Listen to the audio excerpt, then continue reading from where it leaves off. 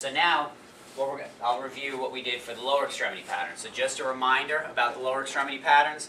We looked at it as it correlates to gait. So that anterior elevation of the pelvis, which we did the first week, as that pelvis comes up into anterior elevation, remember the hip comes into flexion, adduction, slight external rotation, dorsiflexion inversion. That's for our swing phase of our gait. So stepping with anterior elevation. We looked at doing anterior elevation just of the pelvis and how that correlates to trunk strengthening and how well we got our core facilitated with that. And then we looked at a few different things of just using the lower extremity pattern to go with it. I'll show them in sideline and then we'll just quickly demo supine also. Okay? So to start with some rhythmic initiation of just showing the pattern, again, it doesn't really matter where you hold for this one. I'm going to support underneath the leg and underneath the foot just to guide her into our hip flexion, slight adduction, slight external rotation. And remember, it's not a lot of external rotation, it's just avoiding internal rotation. So just barely crossing midline with the heel. Okay, so as she comes up into that pattern, it's dorsiflexion inversion. Okay, so we're just coming up. For right now, I'm not paying too close attention to what the pelvis is doing, even though I know it's going into anterior elevation. We'll target that in just a minute. Okay, so feel how I'm bringing you up right here. I want you to start doing this motion with me. And again, my body's facing the pattern, my hips and shoulders are right in the direction that we're going. Okay, now if I want to start to resist her, I've got to switch my hands. So pause on this next one. Now I'm going to come around to the dorsum of her first ray and onto the distal medial aspect of her thigh. So I can resist as she goes and brings toes up and pull up. Good, and let it come back down. And pull up. Good, and back down. Bring your toes up with it, toes. Good.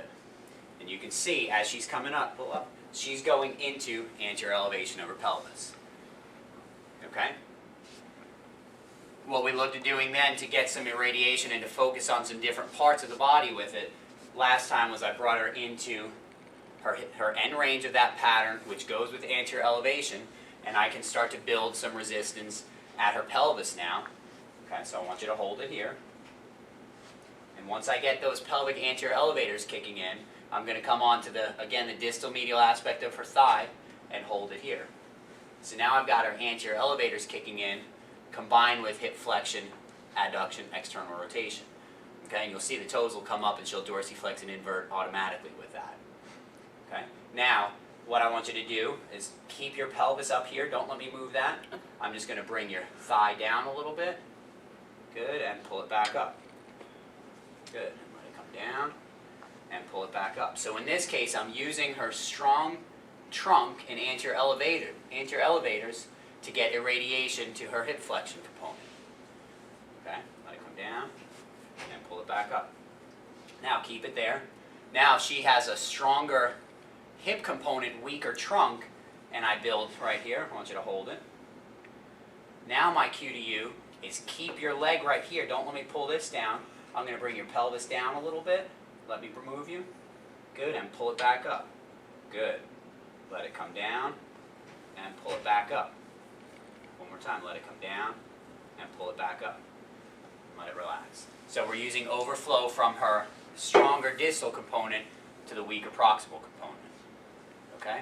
And then we also looked at how we can work on the anterior elevation with the entire pattern by resisting down at the leg. So if I bring her up to her end range right here and just build my resistance, I want you to hold it here. Don't let me pull you down. Ready? Let's hold it.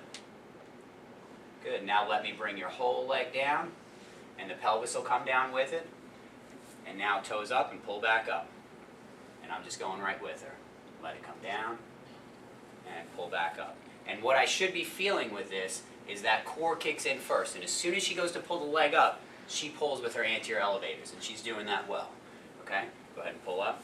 If she weren't doing that, that's where I want to bring her to her end range and really target the trunk a little bit more, because we know that as we take a step, the core engages first, starts to pull up into anterior elevation while the leg's coming up into that flexion, adduction, external rotation pattern.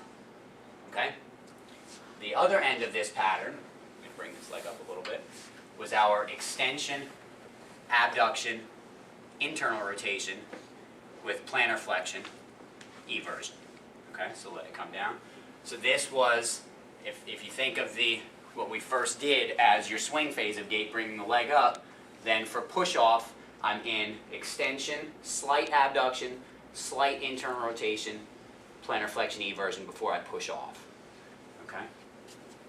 So if I'm just doing my rhythmic initiation to start and taking her through that motion, and I start to take her through there, and now if I want her to resist, I'm going to be on the plantar surface of her, really right at her first MTP joint and her posterior hamstrings. So now as you push down towards me, I'm going to bring her back into that extension, abduction, internal rotation. Where a lot of people will lose it on this pattern, just let it relax, push back down towards me, is they'll come to here. Now that's not full weight acceptance, full posterior depression. I want you to keep coming back, keep coming to here. Okay, so that's for that full stride leg. Okay, let it relax. I've got this other leg flexed up to bias her out of any trunk extension. Okay, if this were down here and she kicked her leg back, she would definitely have more of a tendency to go into trunk extension. Okay, then from this pattern we looked at doing some end range holds. Remember, so now I'm going to bring her all the way down into posterior depression, which goes with that extension, abduction, internal rotation. And I'm going to approximate through her heel, so I want you to hold it here and don't let me push you up. Good, and she's pushing down into posterior depression. Now I'm going to take my other hand, get on her medial ischial tuberosity, and have you hold it here. So now she's really working that posterior depression. So just to show you a few of the different things that I can highlight on here, the first one is we're going to target those posterior depressors. Okay, so I want you to keep your legs straight. Let me bring your pelvis slightly up. Perfect, and push back down. Good, and let it come up, and push back down. So she's working posterior depression of the right side of her pelvis through the leg. Okay? Then, the next way I can do it is if I lock her in here, again, hold it, don't let me move you. She's in posterior depression. Hold it here, don't let me push it up. Okay, so now I want you to keep this right here, keep that posterior depression of your pelvis, and I'm going to slowly bring your heel forward, let me move you. Good, and then push it back towards me.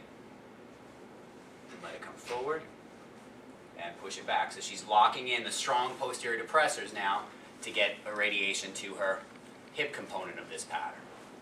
And push it back. Okay, now one more that I'm going to show you is let's keep it here. Hold it. Okay, she's still approximating, still in posterior depression. Now keep your knee here, don't let me bend your knee. And I'm on the distal aspect of her hamstrings trying to bend that knee. Now I work on end range knee extension control. So just let it slowly bend. Good, and then push back towards me. Let it slowly bend and push back towards me.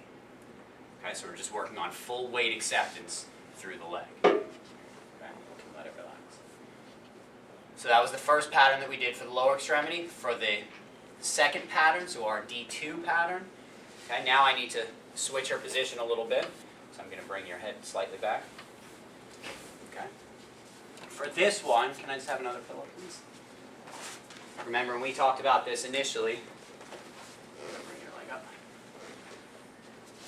Okay, for this one, we know that the target of this for the, if we're looking at the extension piece of it first, was our heel strike and being able to control where our pelvis is as we go into lower extremity, going towards extension with adduction, external rotation. Okay? So what we worked on with this was really that eccentric control of her quadratus, all the muscles that control that posterior elevation as we're working into the anterior depression pattern. Okay? So from here, what I want you to do first is just the same thing that I did. I'm going to bring her down into the depression to get the length right here. Approximate now, not just through her heel, but through her foot also. And I want you to hold it here. Don't let me push you up. Okay, now, if I want to work on the extension piece of it, I want you to just slowly let me bring your pelvis up. Good, and now push back down towards me. And slowly let it come up and push back down. So she's working, going down into anterior depression of the right side of her pelvis with the lower extremity pattern that goes with it. Okay? Now, if I want to work on the posterior elevation aspect of it, I'm going to bring her down again and just switch my hands to the dorsum of her foot. So now as her toes come up, I want you to hold it here. Don't let me pull you down. Hold it. Okay, now let it slowly come down. Good, and we can even let the foot slowly come down. Good, and now pull it back up. Good, and let it slowly come down and pull it back up. So that's functionally how we work with this pattern the most, because the biggest functional deficit that you'll see is someone really struggling with heel striking when they hit their heel, either not being able to control with their anterior tib, having that quick foot drop. So using the irradiation from the pelvic pattern to the leg is a great way to get that carryover. Okay, so, but that's just working it at end range. So let me show you just quickly the full ranges in supine of all the patterns, and then we'll move on to some new stuff. So let me take this out. Okay, so we'll just take one. That's good. All right, so let's go back. First pattern. Okay, same exact hand hold, same movement that I was doing. We went into hip flexion, adduction, external rotation. Okay, that was leading with the big toe side. Okay, so let me move you, and I'm just going right with her through the whole pattern. Okay, now, doing this with me. Okay, now as I go to resist for the next one, I'm going to come onto the same thing, dorsal medial aspect of her foot, distal medial quads, and go ahead and pull up, toes up. Good, and come back down. Pull up, and she's just pulling me up as she's weight shifting me from my back leg to my front leg. Okay, the extension piece of this, keep it up here for a second. So I'm going to switch my hand now to distal hamstrings, plantar surface of the first ray, and go ahead and push down. Good, let it come up, and push down. Okay, so just quickly, a reversal for this one is pull up. Good, now I switch my hands, push down.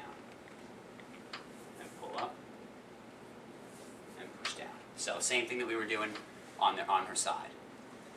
Okay, for the opposite pattern, I'm going to scoot this leg out a little bit to go through the full range of that pattern. What it looks like is starting here, and I'm going to bring her up into hip flexion, slight abduction, internal rotation, dorsiflexion, eversion.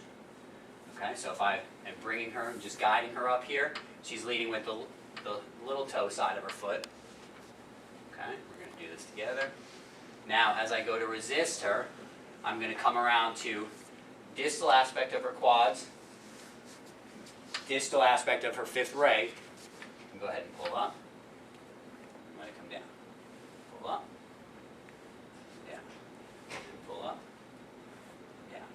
If I want to resist the opposite direction, then I'm going to come to here and to the plantar surface of her fifth ray and have you push down. And back up. And push down. Back up. And then the only other thing we looked at for this one was doing some end range holds. So bringing her into that flexion, abduction, internal rotation, dorsiflexion, eversion, because this is something that a lot of people struggle with, the distal aspect of it. Using some irradiation in this pattern to get overflow to that dorsiflexion, eversion surface. So just doing some end range holds. Let's have you hold it here. And I'm focusing on those dorsiflexors. I can let it slowly come down a little bit and push back up towards me. Good, slowly down and push back up. Okay? Let it relax down. All right, so any questions about any of the extremities?